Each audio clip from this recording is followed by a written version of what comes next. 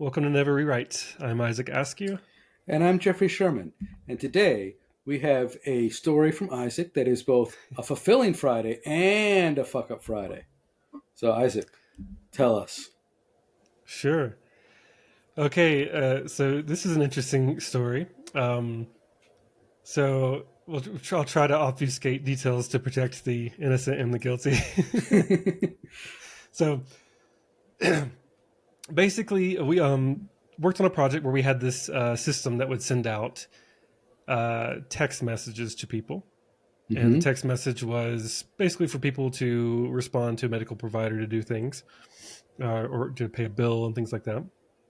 Okay. So this system was originally kind of thrown together very quickly as an MVP because the idea historically, the products that were written before had failed and they didn't want to spend too much time investing energy again after the burn of previous projects' failures.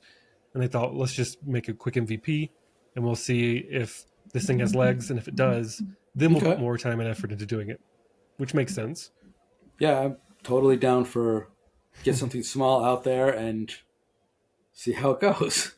Yeah, and the small thing was basically to support the text messages being sent out, and for particular partners that were small in size, who had only a small number of people to send out text messages to, this MVP worked, and the partner was happy, Mm-hmm. and so they wanted to roll it out to more people to pay more of these bills. And then other partner, we thought, okay, other people are getting into this thing, let's roll it out to other partners. Okay. So we rolled out to more partners. They like it. They want to give us more volume, basically, as well. And then suddenly we realized, okay, well, the way we built it was quick and dirty. It cannot Mm-hmm. support mass texting at scale. There's no way we could Okay. do that. Um, And when you say scale, are we talking hundreds of texts an hour, thousands, tens of thousands, millions? um, it depended on the partner, and the system that we built basically just sent everything out synchronously. Didn't try to queue anything. Single What? threaded synchronously? Yeah, just that was the first MVP. Just Mm-hmm. send, just churn and send it out. And then once we started getting more volume, depending on how basically the volume was given to us, for not going into super technical details, depending on how it was given to us and when we wanted to send, it could be the server could be overwhelmed. Essentially, it could take a Okay. very long time to chew through all the messages that we send. So we thought we knew this very early on that we just wanted to test to see if this product was viable. And then once it was viable, we're like, okay, well, we know already that this is something we're going to have to change the architecture to later. Okay. So anyway, this is all context for the fun, fulfilling fuck up. So Wait. So let me restate sure. the context. You set up an MVP thing to basically text people that that they should pay their bills, Hmm. and it was a success. And so it became immediately from MVP to rampant usage, and it was being overwhelmed. So got it. That's it. Yep. All right. So it wasn't. I mean, when we say overwhelmed, it wasn't unmanageable. Like to begin with, like we could still send it out. There were no errors. We just knew that we're going to outgrow this quickly, which gave us Mm-hmm. plenty of time to actually architect a V2 of this thing that was going to So work the way what'd you do we wanted instead to of work. architecting V2 with your time? We architected. Oh, well, that's a very strange outcome. I'm just kidding. Most people. Oh, I'm okay. just kidding. Yeah. We said yes to all kinds of partner requests in the meantime, which made it Right. super difficult to get V2 out because we had to maintain parity, right? Mm. So this might sound a little familiar to a previous guest that we've had. Hint, hint. Yes. Either So way, instead of so you recognized you had some small amount of time to iterate and improve what you had mhm. now that you knew it was successful. But because it was successful, you used that small amount of time to keep it alive and expand the current usage. Yeah, a lot of pressure from product, from sales to keep getting landing bigger customers. Every who time. each had their own different requirements, right? This is a tale as Oh. old as time. It happens every company, basically, right? Everyone I've worked at. This is actually not the story. This is a story. The funny story happens later. So Oh. this happened. This was built a year ago. At this point, I almost to the day, actually, pretty close.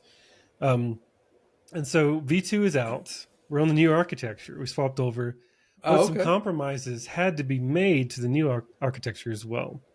We wanted to use different kinds of. We ended up using a queuing system. One of our architects didn't want to use that. They wanted the architect using Kafka and some other things instead. But instead, we had this queuing system, right?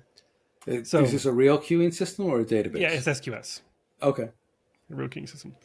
So a seemingly small change was made.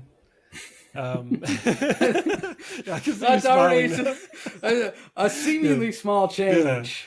a I seemingly only flipped small. one if statement.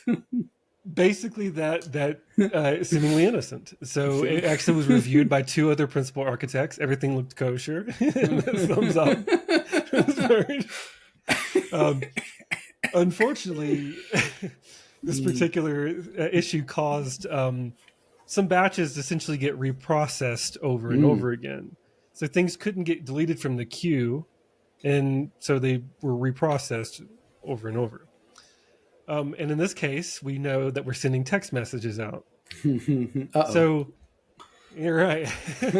So one of the other engineers says, "Hey, I found a Sentry alert, for something that went wrong." And then went, "Oh, okay, yeah, here's a fix for it." Another engineer fixes it. And then the other engineer goes, "Well, wait a minute. If this happened the way we thought it happened, I think the database may have gotten goofed a bit." And they looked it up and like, "Oh, it looks like at least one user seems to have gotten 216 text messages." And we were like, "Oh, wait, what?" We suddenly realized the impact of this small change. It's less than 8 bits. It's fine. And so we see a cascading series of texts. One person 216 text, one person 50, 42, all the way down to a lot of them just getting 2. Right? And so we go, all right, well, let's assess the impact of this. Not the end. 2 is almost 2 is not not even the a end of the glitch. world. Yeah. Yeah, it's not too bad. It just, everyone knows that there's glitches every now and then. But we're panicking because one of the particular partners that we sent to, of course, it was the one that got 216 text messages, basically the customers of that partner, was somebody we were having a meeting with later that day to discuss other bugginess that they were not happy with us about. So suddenly we're like, oh my gosh, of course, when it rains, it pours. Of course, it was today. That's the case. And so I'm like, well, we're scrambling and trying to assess the impact. And this is where the fulfilling part of the story comes in. All right. So that we had we've tested out different SMS providers, so to speak, like Braze, which uses Twilio in the back end. There's one called SBT. There's one called Telnex. There's a lot of other companies out there that will send text messages for you, and they're the ones concerned with making sure you're not spamming people or using them for wrong things or whatever. So we've swapped them before because we found some were cheaper than the other ones, and so we were actually in this process of swapping from one provider to another provider.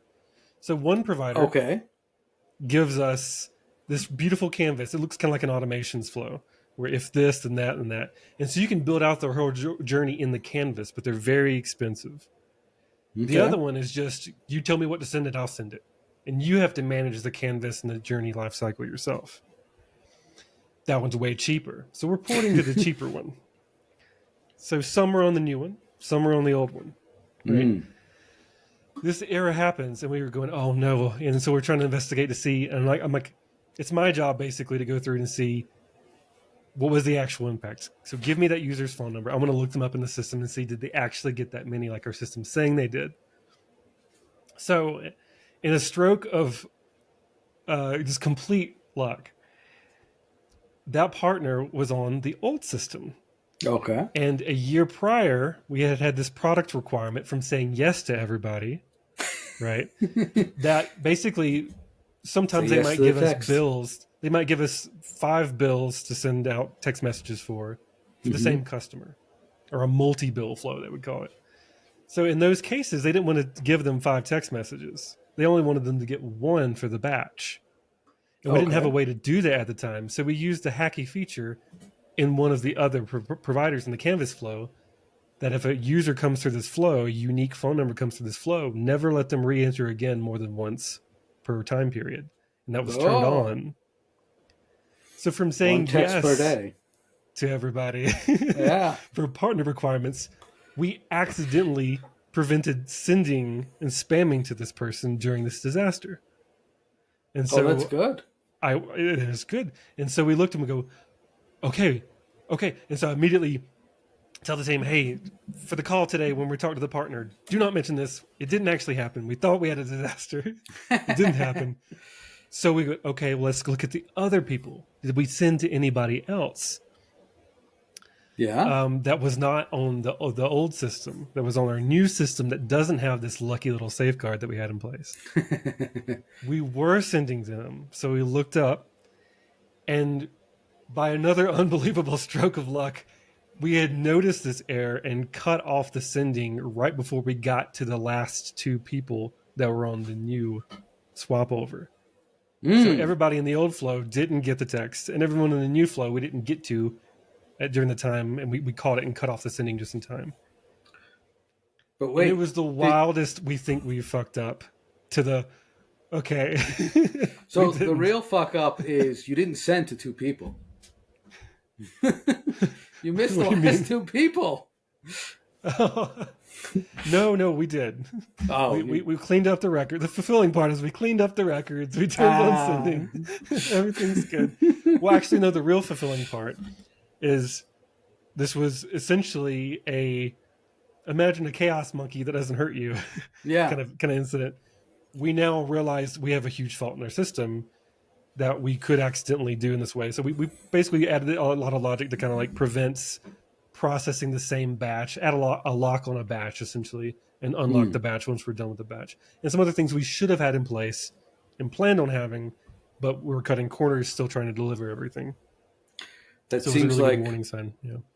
your gateway to the SMS system should probably have some kind of memory in it to to just have a cache of all the numbers that you've texted that day and just refuse to send more than one by default.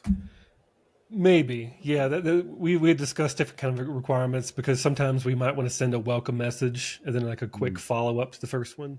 So like there's nuances for actually doing a hard limit of a text per day, but yes, like the idea was thinking about like per batch, at least. Don't send again for the first batch. In like we designed this kind of like sequence flow for it. Essentially, we'll get your first text and your follow up might occur X amounts later. So Nice. either way, Or good. so it ended up being a scramble. Oh, this is going to be a hellish day for us today. And it was, I mean, there was still a lot of And database so the record customer was repairs. super pleased that they didn't know about the thing. That... We addressed their other issue, the other partner that was mad about other issues. We addressed them and they're happy. And Okay. we luckily didn't have to tell them about an incident that we thought Did, occurred because our system said it did. But a bunch of angels yes. caught, caught the sending and So the failed in the logs best were a ways. lie. The logs were a lie, and Well, the logs you're weren't a just lie. We did fire API requests yes, 216 times. A third party service just happened to kick it out for us. yes. So, should we swap from them? Yes, we should still swap from them. But we should implement that exact same thing that they have built for us, for sure. Sometimes, sometimes you get more when you pay more. Unfortunately, Some, sometimes you don't. yeah. So that's my fulfilling fuck up. That is a good, fulfilling fuck up. I'm glad your logs were wrong. Me too. Yeah, we still had to spend a lot of time correcting database records and cancel scheduled messages and then Mm. reprocess batches, which was not fun. But it was much more fun than what could have been. By an incredibly random stroke, uh, at my day job today, there was an incident where we had started a process of double writing, and the double writing was the final part. The second write was throwing an exception, which caused the write to fail and get requeued. And so then we would try the double write again, and it would fail and get requeued. So the first write, which was successful, was happening multiple times, and then the second write, which would fail. And so very similar. Just Yeah. Exactly once delivery is very hard. Queues. This is not the first time that we've seen something similar to that. There's a lot of not deleting from a queue and trying to reprocess things that I've seen like in 4 other areas. Queue management can be a pain. Yes, sure. don't do it yourself. All right, that screaming in the background means I need to go. That's our new outro for the episode. New outros. Screaming children in the background. All right, thank you all for listening. I'm Jeffrey Sherman. I'm Isaac Askew, and this is Never Rewrite.